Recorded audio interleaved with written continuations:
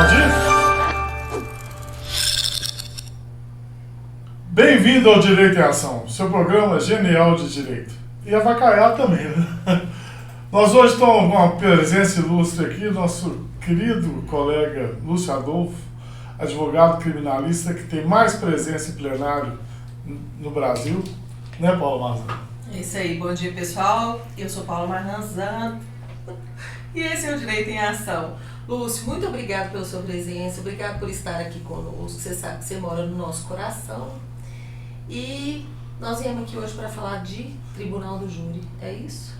Nós viemos aqui beber na fonte, né, Júlio? Né, Lúcio? Olha, na realidade eu vim aqui porque, primeiro que eu não sei dizer não ao convite da Paula e Flávio Marzano.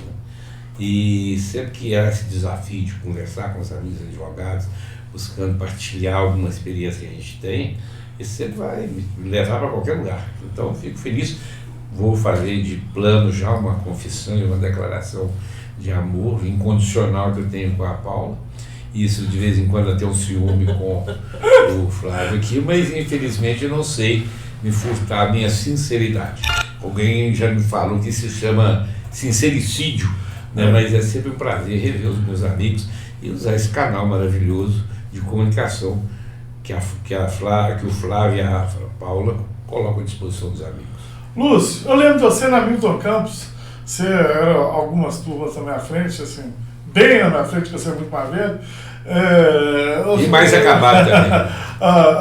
O direito não é a sua primeira formação, não, né? Você antes do direito você já rodou, né? Eu sou estudante por natureza, né? Eu tenho 4 habilitações superiores, né?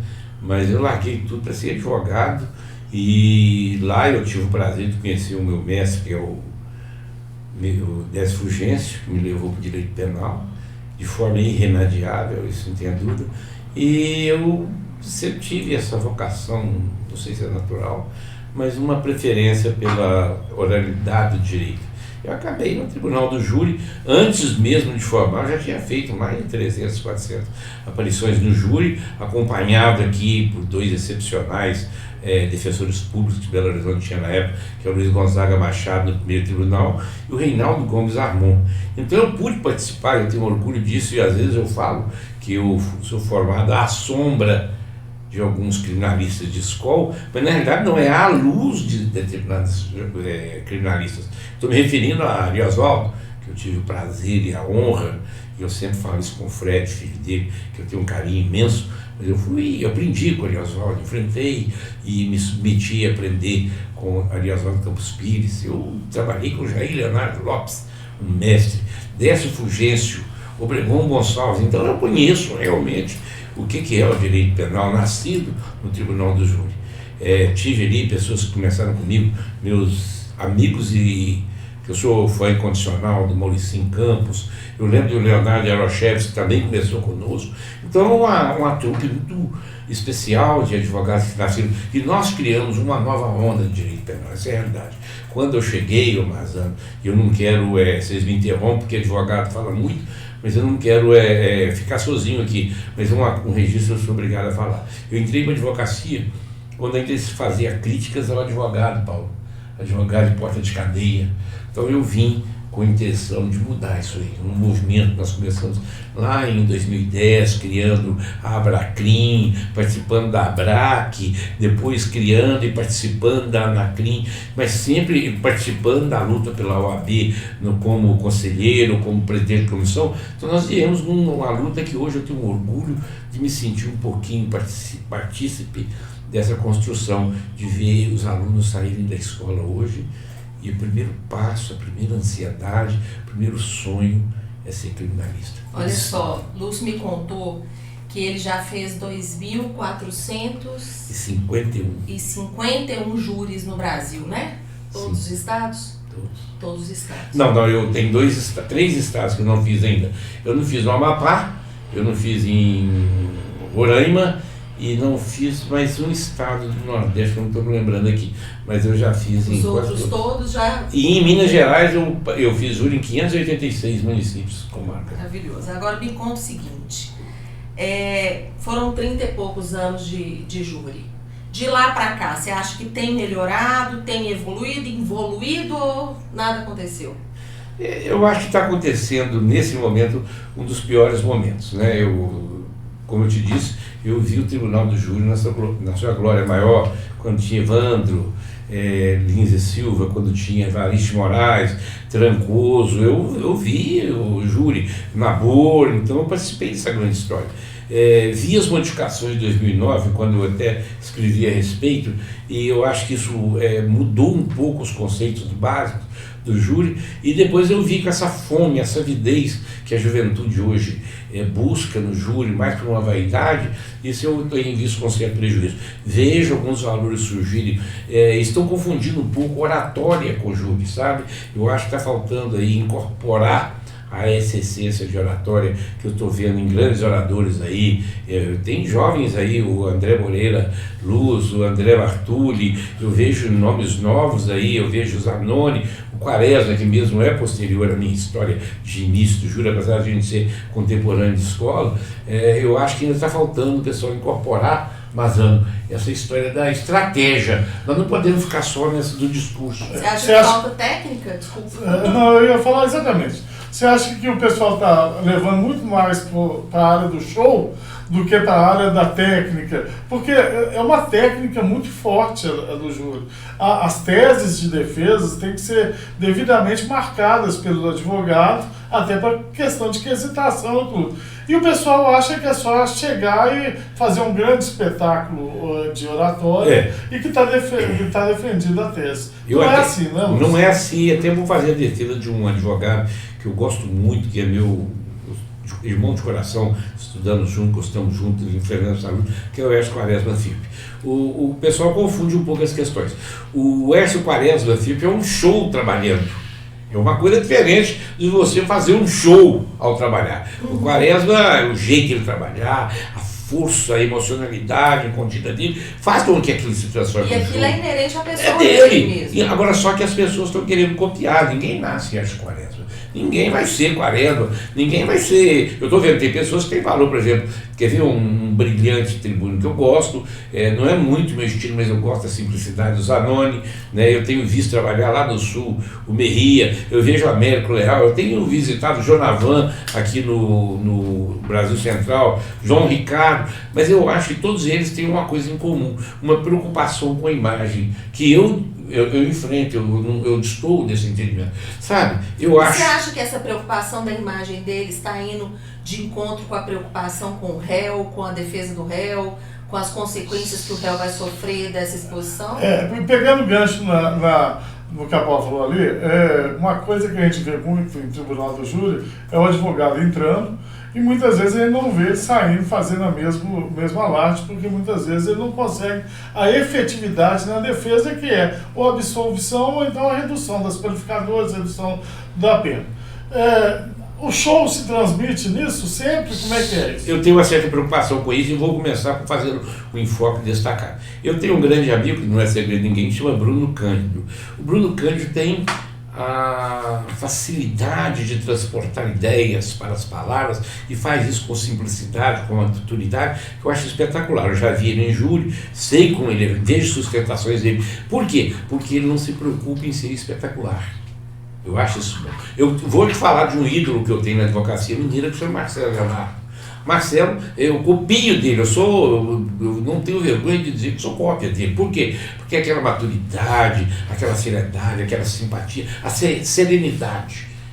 Então eu sou fã disso aí. O que está acontecendo nisso aí que eu te falo é que os jovens advogados que estão convivendo com um instrumento que eu não convivi na época, que é a internet, a selva, o Instagram, o Facebook, porque na minha época que isso existia era jornal, impresso, né? Pouco a pouco apareceu depois o iogurte, que eu chamava, né? Chamava Orkut, que era o máximo que existia. Mas o que está acontecendo é que eu acho que os advogados estão priorizando essa imagem, essa transição da imagem. Por que eu acho perigoso? Porque muitas vezes o cliente não ganha nada com essa exposição. Eu, por exemplo, eu não gosto de divulgar, ocasionalmente sim, que a vaidade às vezes também me ataca, né? Diante do resultado, não da proposta de trabalho. Mas eu fico preocupado porque, eu fico perguntando, será que o meu cliente vai ficar satisfeito de me ver dizendo que eu estou na defesa, ele prefere ser preservado.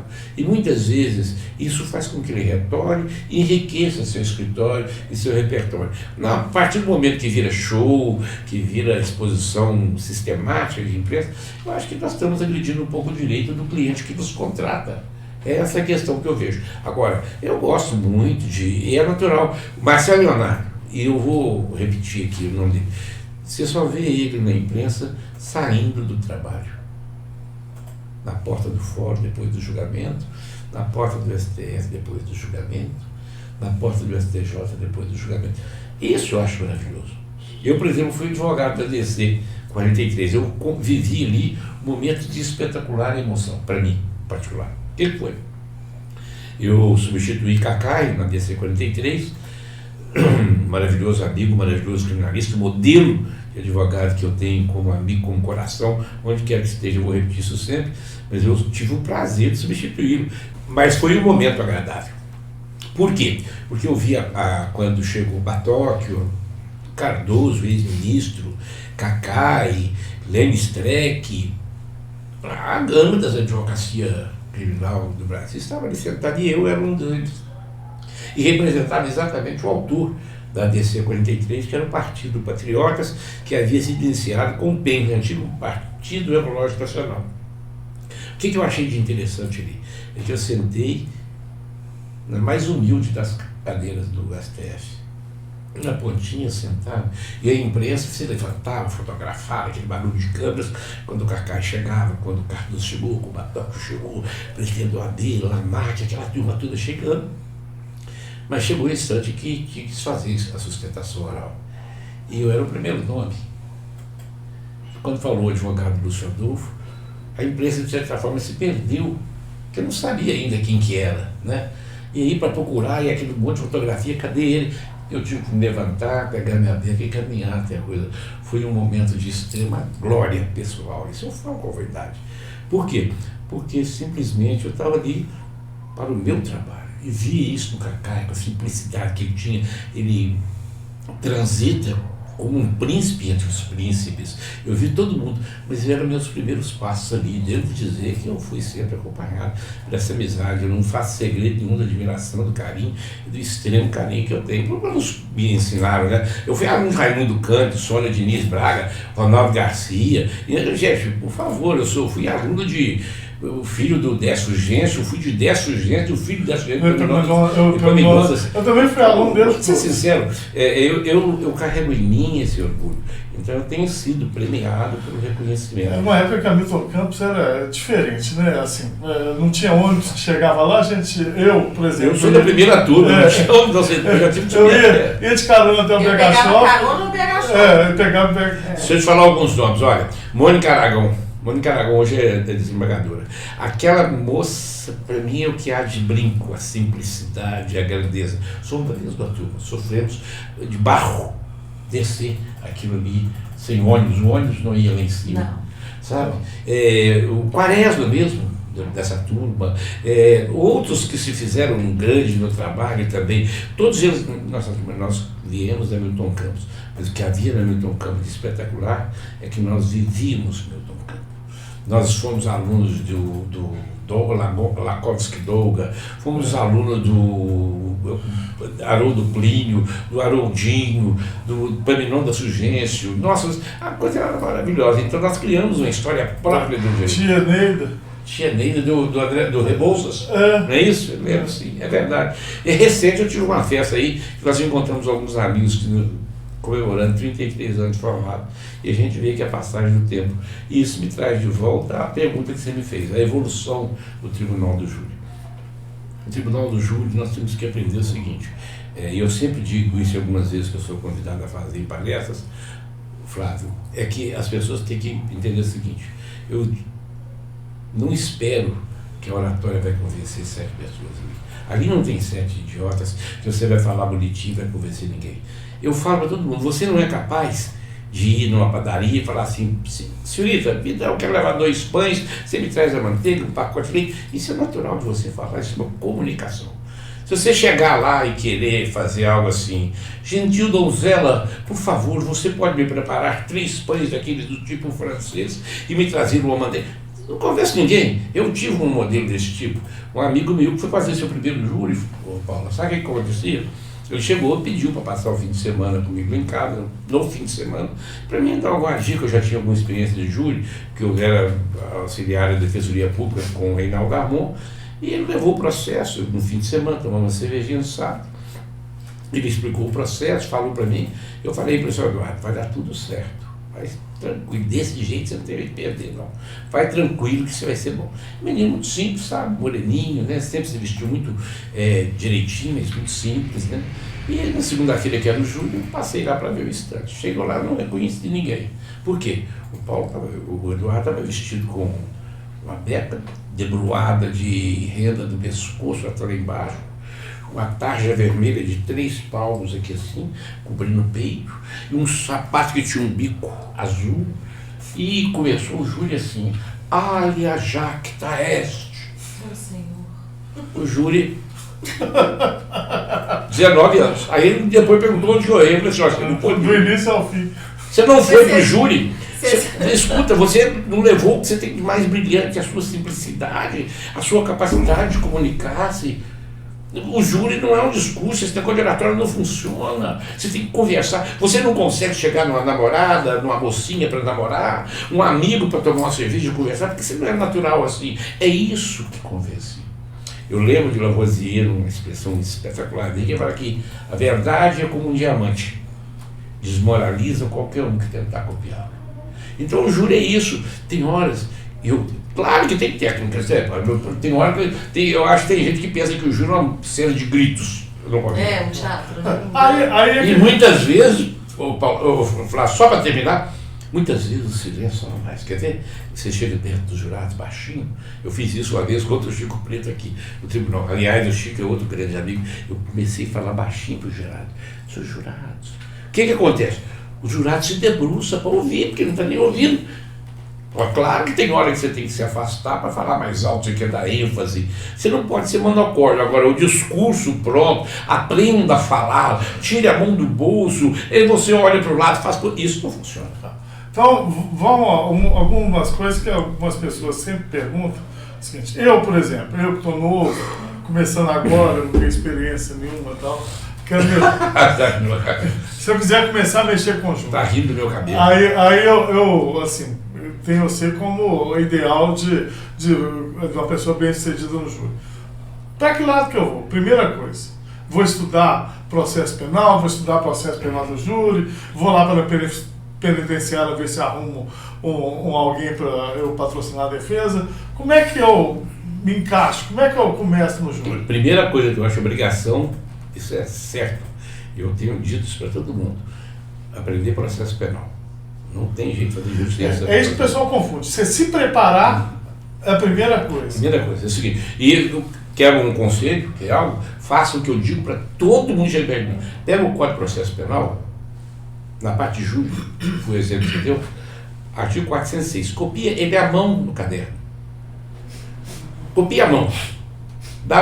Salta 3 linhas, copia o 407, salta o espaço, copia o 408, até o 497. Na hora que você acabar de copiar isso aí, você guarda esse caderno aí por uns 2 meses e bom, depois você pega ele de volta e começa a escrever a lápis a sua compreensão, uma análise de cada um dos artigos 406.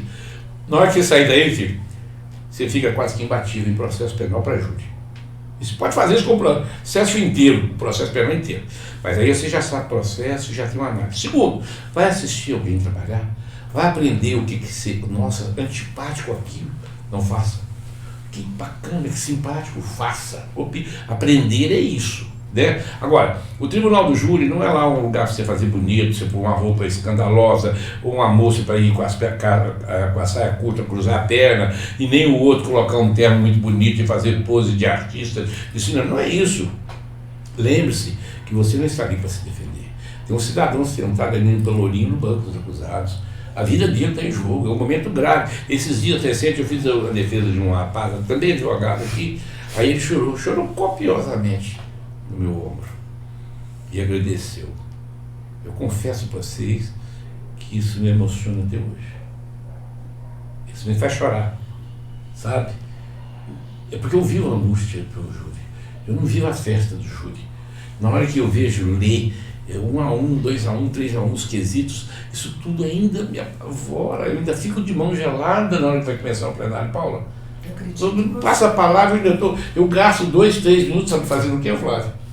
Falando frases que eu chamo nariz de cera, que já são naturais, excelentíssimos, os senhores jurados, os senhores sabem. Você já cria um mecanismo. Preparando psicologicamente para mas até hoje, por que eu me sinto inseguro? Mesmo depois de 251 júris. Por que eu ainda me sinto inseguro? Porque a vida de uma pessoa. Eu não estou trabalhando o meu direito. O meu direito eu posso brincar com ele, posso rir com ele.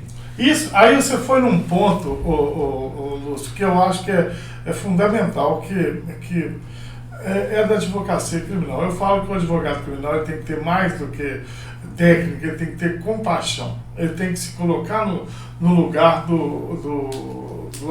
de quem ele está defendendo, porque é uma comunicação que você tem que ter para que você consiga transmitir o pensamento do seu cliente.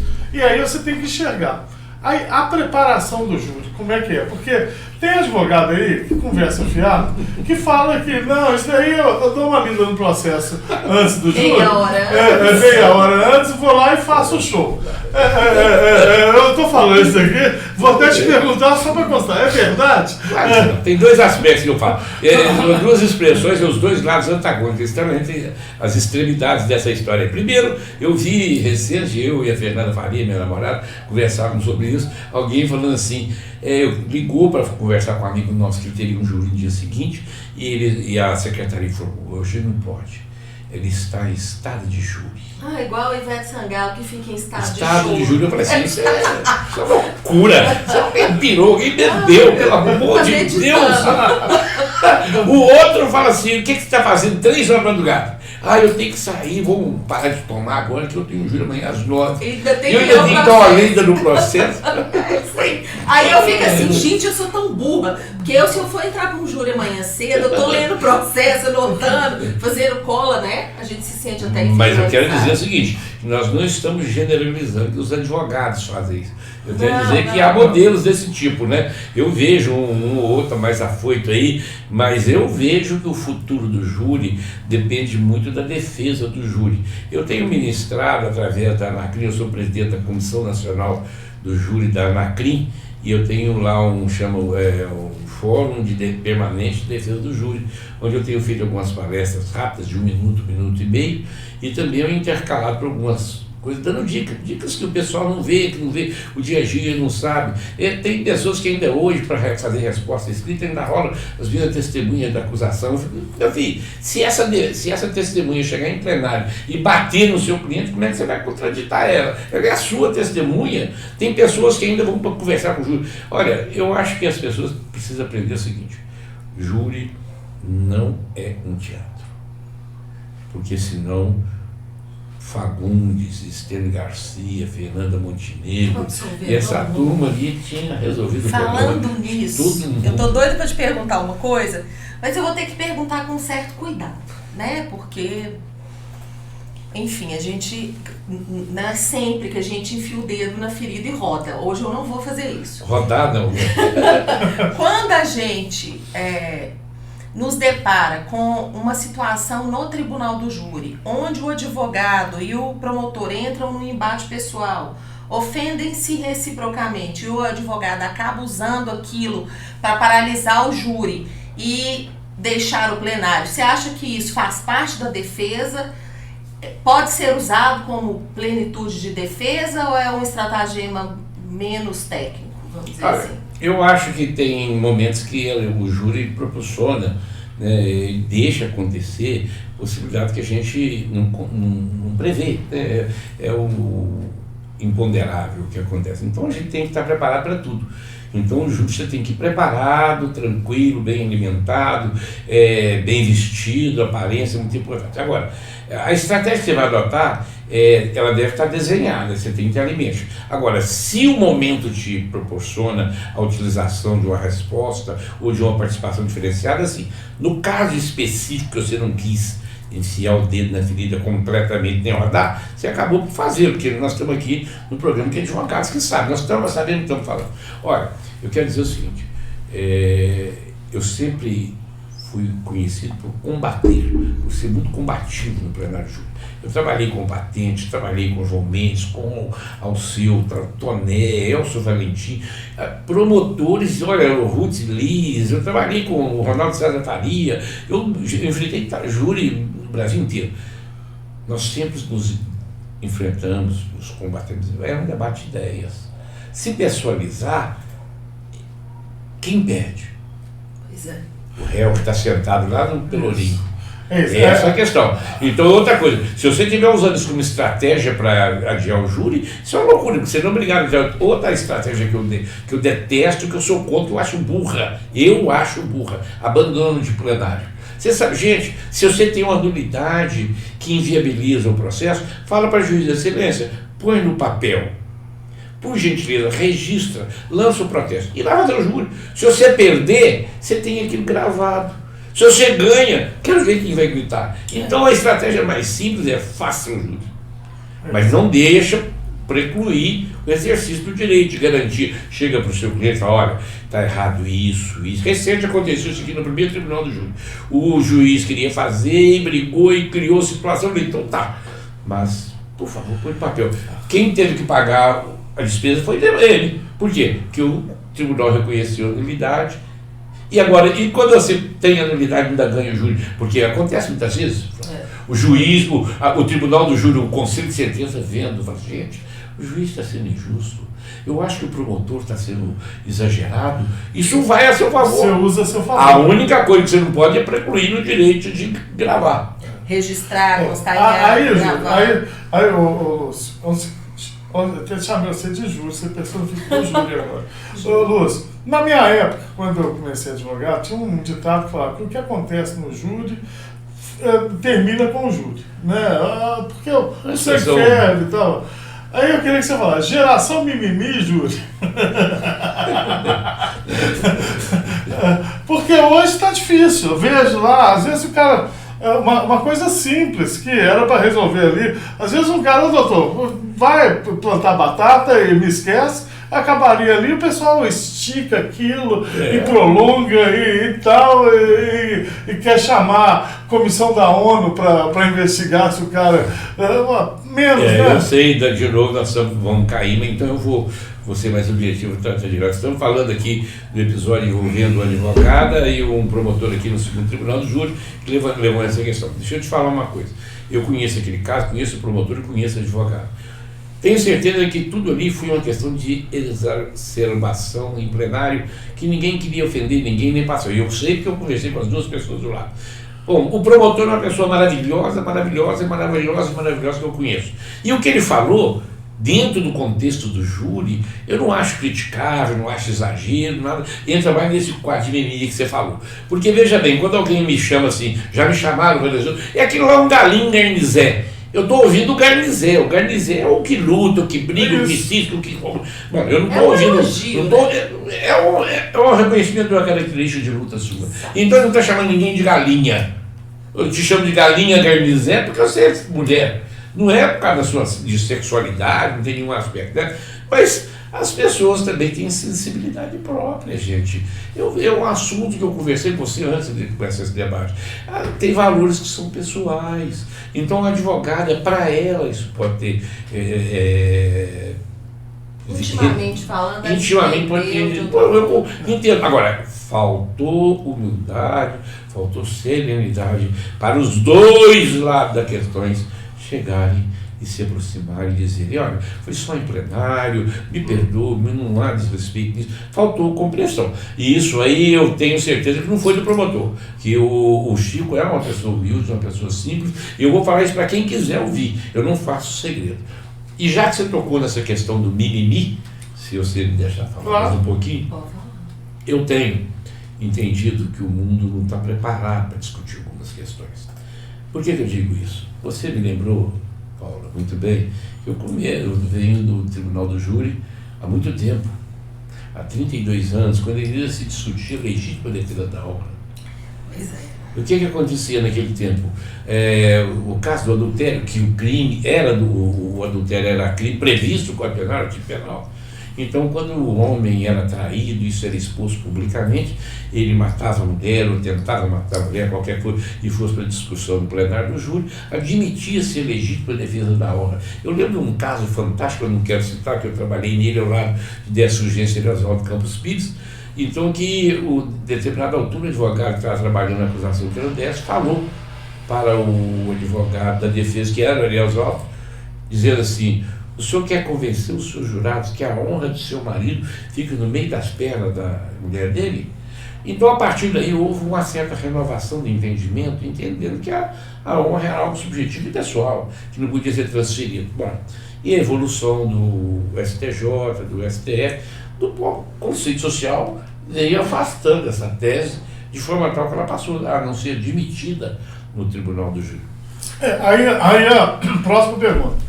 As ingerências do Supremo Tribunal Federal nas teses do Tribunal do Júri. Porque o que acontece no Tribunal do Júri é soberania dos vereditos, quer dizer, os jurados é que decidem, e plenitude de defesa. Não é ampla defesa, é plenitude, ou seja, o advogado que vai decidir como que ele defende. Se quiser tirar a roupa e fizer a defesa pelada lá, está valendo, porque é plenitude de defesa. O que você acha disso? Deixa eu complementar. Claro, por favor. Recentemente nós vimos uma proibição de que não se pode mais usar o passado da vítima para fazer a defesa de eventual crime cometido contra ela. Então, por exemplo, se é uma mulher que tem no seu passado... mas eu acho que caberia a questão do júri também, se for um feminicídio. Uhum. A mulher que tem em seu passado uma vida, ou foi prostituta, ou, enfim, né, teve alguma situação que poderia abalar enquanto mulher, não pode mais ser usado em defesa da pessoa que está sendo acusada, ou do feminicídio, ou do estupro. Eu acho que isso fere a plenitude da defesa também. Se você tem uma vírgula colocada dentro da sua fala, como é que você vai defender plenamente a pessoa que você está defendendo, sem que você possa dizer absolutamente nada sobre aquela vítima? Você acha que isso procede? Procede. Vou dizer por quê. Procede a compreensão ideologicamente colocada, né? Existe aquela expressão gravada, que eu acho que a importância é proibido proibir. Sim. O Tribunal do Júri tem interpretações, né? Tem regras próprias. Só para usar o seu exemplo, essa ideia de que pode ir até pelado, não, né? Vamos estabelecer limites. Agora, a plenitude de defesa, essa tem que ser respeitada. O STF não é ninguém no Tribunal do Júri. O STF, me desculpe, perdeu o senso dos seus limites. Deixou de ser Deixou de ser STF. Virou um quadro político, vamos dizer assim. Por que eu estou falando isso? Olha, eu acho que se o Ministério Público veio até hoje usando, a primeira coisa que eu já vi o promotor fazer em plenário do Tribunal de Júri é levantar a ficha, a CAC-FAC do réu e abrir para todo mundo. Ou seja, expõe o passado como se isso fosse relevante ao caso colocado. Eu sempre digo para os jurados: senhores jurados, os senhores são juízes de fato, os senhores é que julgam. Nós aqui somos serventuários. E são juízes do fato. Esse fato está sendo colocado ao julgamento.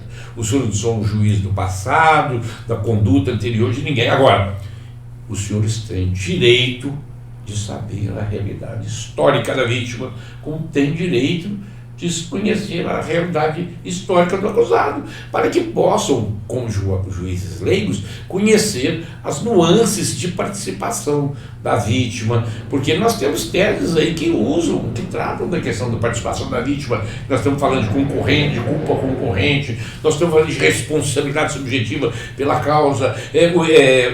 Veja bem, o parágrafo 1º do artigo 121 do Código de Processo Penal, do Código Penal brasileiro, trata de privilégio de conduta, que é nada mais nada menos que a análise da conduta da vítima. Se o réu comete o crime por relevante valor moral, após ato injusto da vítima ou de indevido e relevante valor social, quer dizer, isso autoriza o advogado a levar a tese que ele quiser. Inclusive, me desculpe o senhor STF, com a ignorância que lhe cabe, porque lá não tem criminalista.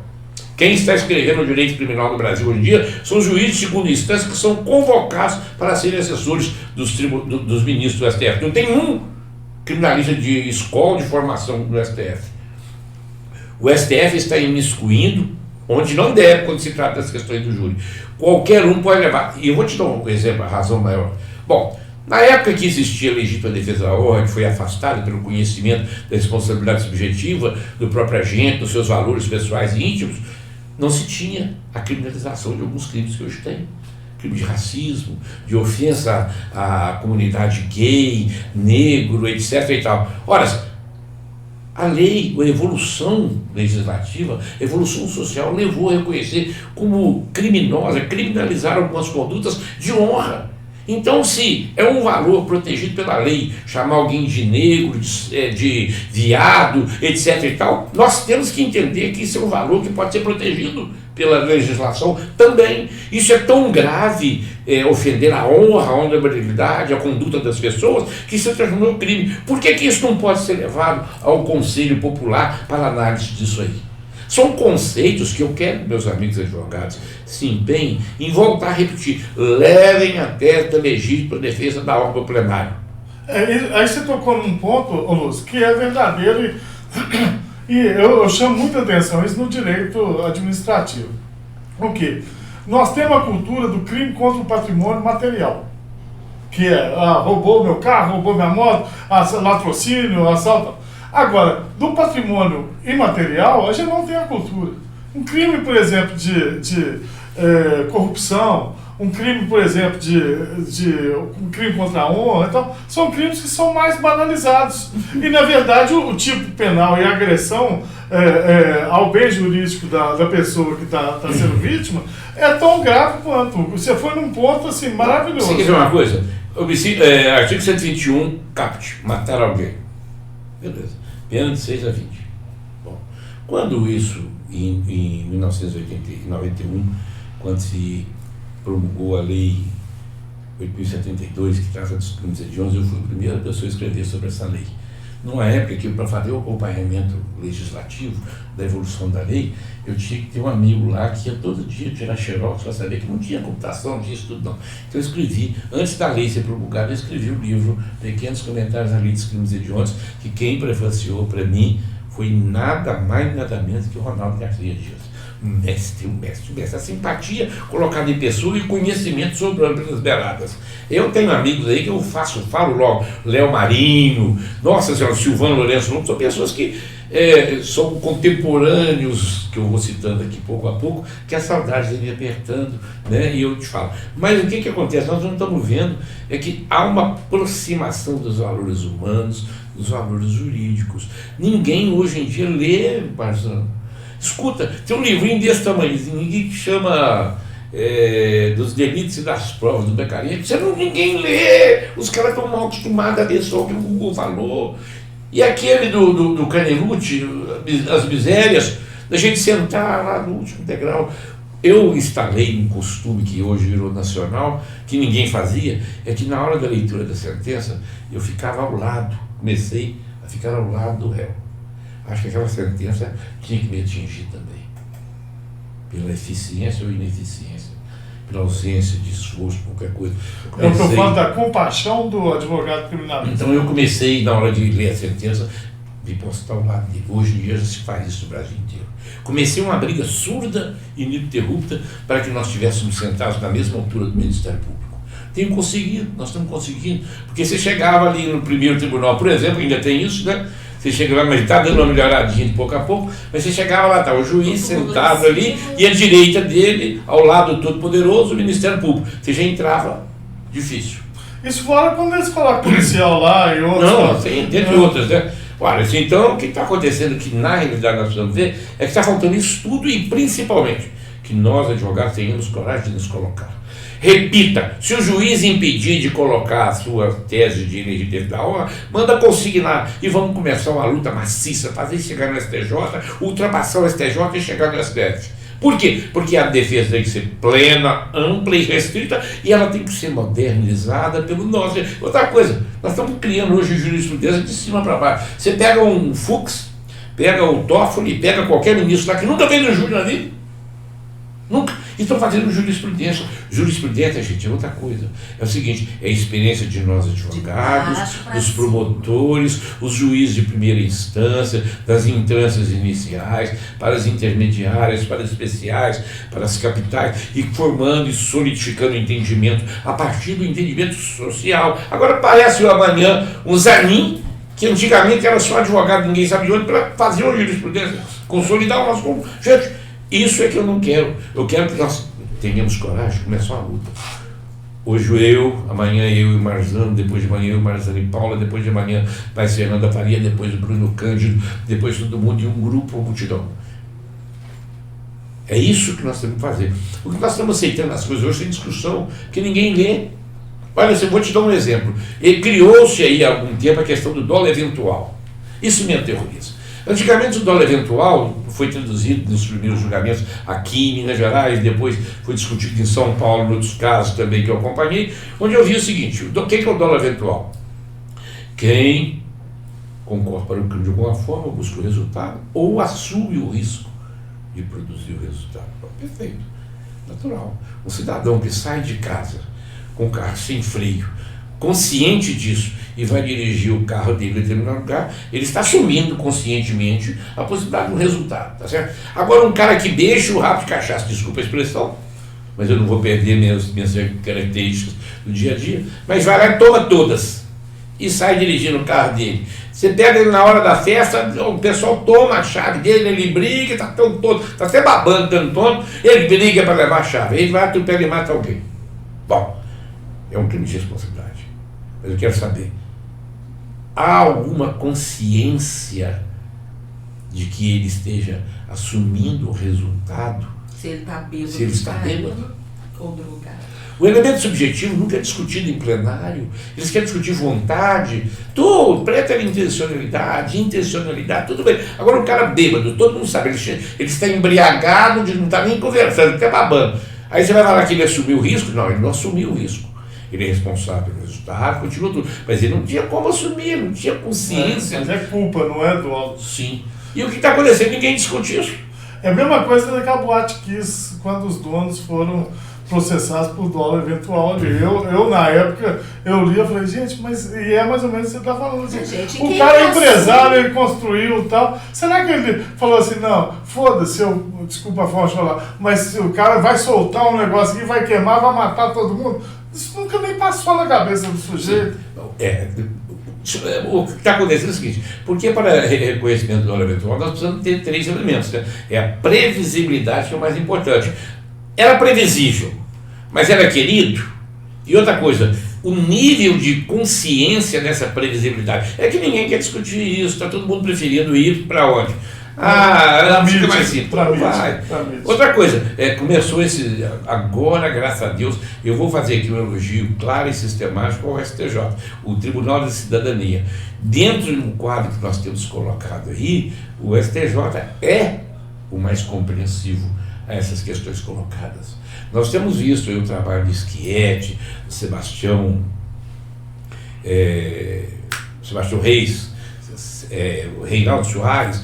Nós temos o Joel Ilan Pastornik aqui, recente, nós tínhamos Nécio Cordeiro, nós temos uma turma que está preparada para ler, mas dentro do tribunal não é um grupo menor. Mas o STJ ainda é Tribunal de Cidadania, o que é o contrário do STF. O STF foi feito, olha, quando eu conversava com você, em 1988 eu era assessor auxiliar do parlamentar constituinte, que era Luiz Vasconcelos, né?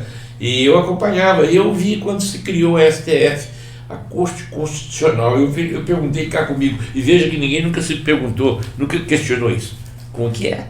Nós estamos fazendo um texto constitucional, nós estamos para promulgar uma Constituição nova e estamos criando uma corte para dirimir, discutir, tirar dúvidas sobre o texto constitucional que nós nem aprovamos ainda.